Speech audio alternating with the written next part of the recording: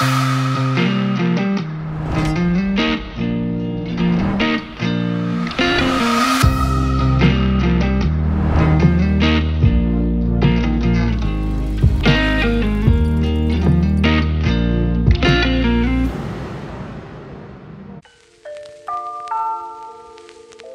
out where all the tools you would need to change a tire lie in your car.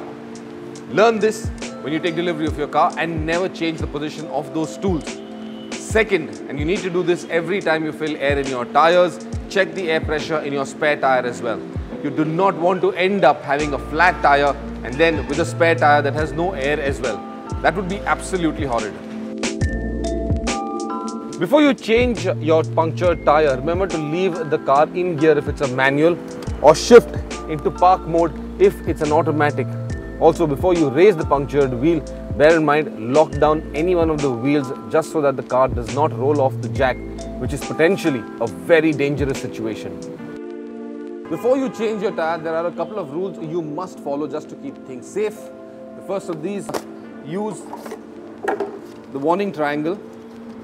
This effectively warns motorists coming up behind you that a vehicle up ahead is in distress. Place it at least 2 meters before your car. You should also wear a safety vest, a glow-in-the-dark safety vest. This effectively again indicates to motorists that somebody is on the road replacing or working on their car, and especially handy at night.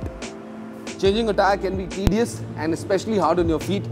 So use a floor mat from inside your car and well, just get down on it because this makes things a lot more comfortable. Before you take out your tire, you need to loosen the nuts, not take them off completely, just loosen them a bit. For the last one, sometimes most modern cars offer a safety nut, a locking nut, and you need a particular tool to get that 5th or the 6th bolt off. Use it. For the next step, you need to jack up your vehicle. For that, you need the jack.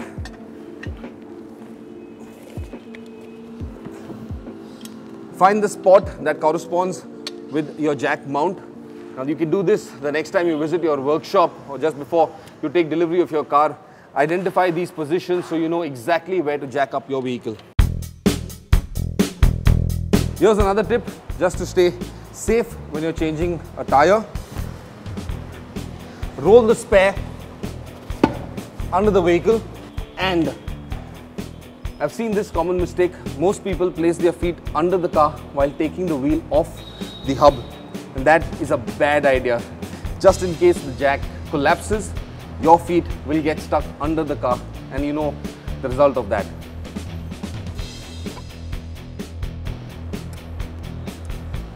When you're done removing the nuts, just remember to keep them in a safe place so that you can find them when you need to place the wheel back on again.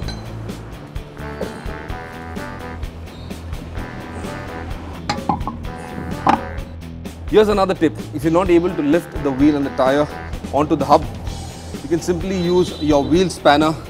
Place the wheel spanner up and there you go. Once you tighten the first bolt, remember there's a technique to tightening the bolts just so that you distribute the load equally amongst all the bolts. After the first bolt is tightened, diagonally go across to the other one and then another, and so on and so forth until all the bolts are tight. You can now begin to lower your jack. But before you do that, take out the punctured tire and continue tightening the bolts.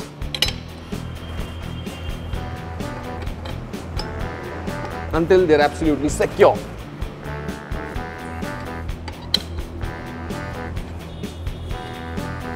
And of course, don't forget to take out your safety bolt. There you go. A bit of hard work, but then hard work never killed anybody. Thanks for watching our DIY videos. To know more, watch and follow our Total India Facebook page.